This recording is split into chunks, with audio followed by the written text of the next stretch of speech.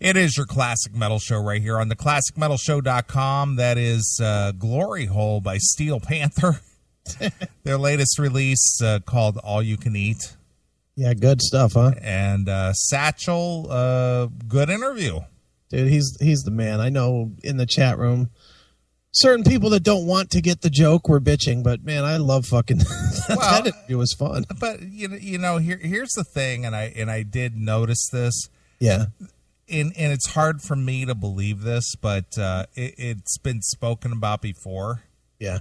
There are people out there who don't get that Steel Panther is just a comedy band. Yeah, it's comedians that play instruments. That's what it is. It's a joke. It's not like a real band. It's a parody.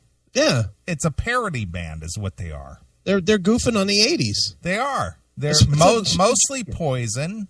Right. A lot of Warrant. Yeah. You know, the Bullet Boys, you know, all those bands. Hail and Kill Caller, you're on the air. Hail and Kill, what's up? It's Tony from Kansas City. Hello, Tony. How are you, sir? I'm doing all right. So I was just listening to a little bit of the 80s segment you guys talked about, and I thought it'd be interesting if you guys played I Know What Boys Like, and side by side with I Love It Loud by Kiss. Is it very similar in the tempanator of the beat? Yeah, it is. But anyway, that's all I got. Hail and Kill, fuck you, pal, hand job! Look at Tony getting out before I could hang up on him. He's like so gun shy. It's just like, your guys are going to hang up on me. I'm going to say what I got to say, and I'm going to get out. That's right. So he's kind of learned his lesson. Sure he has. But anyway, I have read this. I've read certain things online where people are always thinking that Steel Panther is like a serious band. Right. But they're not. They're a parody band. Yeah, and people, their lyrics are dirty. No shit. Yeah. They're not meant for FM radio play. It's silliness. It's just fun. It's just silly. It's a parody. It's just making fun of the things that stood out during the bombastic 80s, be it, like you said, Motley Crue, the Poison, Bullet Boys, even Rat, you know, just over the top silliness. Sure. And I know this about them, though. You really don't get the joke until you see them live. I didn't. I remember you used to play them all the time. I'd be like, oh, really? You know, and then I saw them live, and after I saw them live, now I get the joke. Right. I fully get it. And when you see it live, it all makes sense. Well, you know, a few years ago, when our good friend Nader, whom I haven't heard from in a while. Have you talked to Nader in a while? I haven't. He's doing like a Nader DePriest review or something. Really? Just himself? Just himself. I think we should call him. Oh, I wasn't aware of this. But anyway, a few years ago, this was back in like 2000, I'm going to say about 2008, I think, 2009, somewhere around there. Sure. He called me up one day, and he's just like, dude, and this is documented out there if you want to go look it up.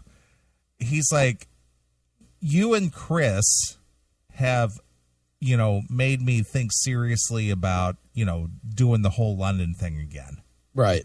And I've reassembled, you know, the band and some of the key members, etc. But I'm having a really tough time being able to play some of the shows here in the LA area. And if you've never lived in LA or been there, bands like London or an up and coming band, if you're not like a Steel Panther, who was selling out like the Key Club every like Monday night. Sure. And then they moved down the street to the House of Blues. They became kind of like a house band. They did their thing every Tuesday night, I think. Right. Mm-hmm. He's like, I know you got some connections. Any chance of you hooking me up to where maybe I could, you know, get London to play or open up for any one of, you know, these bands that you guys know? Sure. So I called Ralph, Michael Starr. Right. And I said, hey, you know Nader? And he says, like, yeah, me and Nader go way back. He says, we were altar boys together at the same church. Wow. So we're talking, teenage. Yeah. He says, yeah, me and Nader have known each other for years. Mm-hmm. And I said, well, Nader is having a, tough time getting in, being able to play some of the Hollywood clubs, etc. I said, I know you guys got that standing date at the Key Club. And what does he have to do to open up for you guys? Right. And he's just like, well, I'll talk to the owner and I'll, see what we can, what we can do, etc. Mm-hmm. So he got back with me and he was just like, I can get him in on such and such a date. Right. So I flew out there. Right. Yeah. And I went out there and London opened up for Steel Panther. At the time, they were still Metal School. Okay, so that is a while ago. So they opened up for, Steel Panther at the Key Club, and I was able to go out on stage and introduce the bands, and I took a bunch of CMS swag out there, some shirts and hats and bumper stickers and shit, and threw them out to the audience and things. And Eddie Trunk caught one, threw it in the trash. So yeah, I got to be a little instrumental in getting, Nader, Sure. to play the Key Club because I've known Ralph since like 98. I've known Ralph about that long too, because I met Ralph for the first time when he was in LA Guns. Yeah, that's when I got to know him. And you introduced me to him. Yeah, I think I did. I think you did. You took me on the bus because you were somehow tied in with LA Guns coming to Ron's Crossroads. Where they played. Big time. Yeah. Yep, I remember that. And so I've been friends with Ralph for a long time, and I like I said, I called him up and told him what I needed, and he was just like, yeah, cool, sure, we'll do that. Why not? Right. And he did. And my friend Sammy Lee, who's in the chat room over there at Red Rain, he told me a while back, he said that Steel Panther had played down in the Richmond, Virginia area. Okay. And he threw my name out there, and Ralph's just like, yeah, man, I got to call him. As a matter of fact, it's been a while since I talked to Neeley, man. I got to call him, Right. So it's just like funny. Yeah. But I love Steel Panther. They're great. And, it's not because of their comedy. It's because they're great musicians. They really are. And, I mean, they play it dead on live.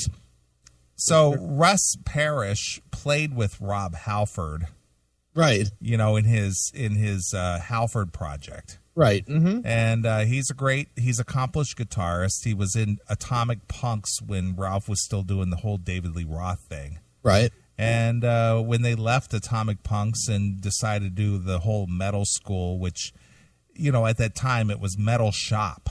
Was it Danger Kitty even? Well, yeah, even back then they did that whole Visa card commercial. Right. If you want to go online to YouTube and go over and look for Danger Kitty, yeah, they did a Visa card commercial.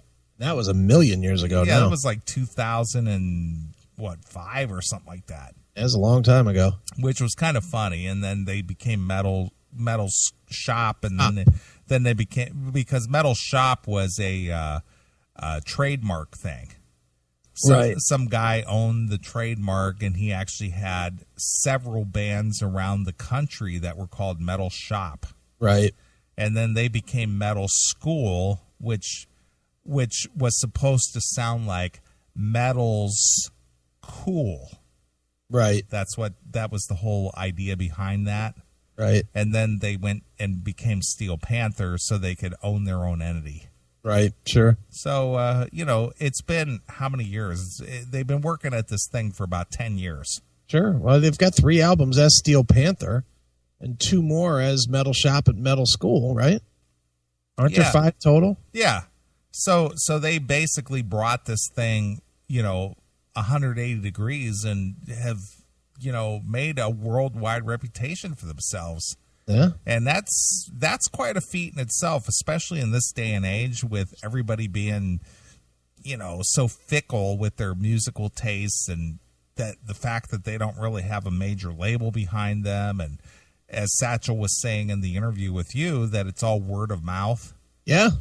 And they've been able to utilize the internet and YouTube to their fullest advantage. Sure. So now you've got a legendary 40-year-old band like Judas Priest taking a metal or Steel Panther out, opening up for them. Yep, exactly. Because they need the draw. That's crazy. Steel Panther is the draw right now. Yeah, and the thing is that the guys in Steel Panther, they're not young. They're my age.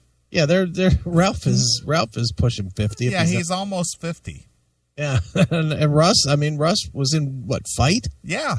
So that was what, 15, 18 years ago. Sure. So he's if he was 20 then, that would make him 38. But I think he was born 20 then. No, he was in his 30s already. Yeah, I was going to say he's probably right in there too. So yeah, they're not young. Yeah, they're not young kids. Nope. So God bless those guys. Hey, anytime, and they're good guys. So anytime anybody that's actually kind of cool in this industry finds a niche that works, good on them, because it gets really tiresome to see fucking cocksuckers like Bret Michaels continue to have success. Exactly.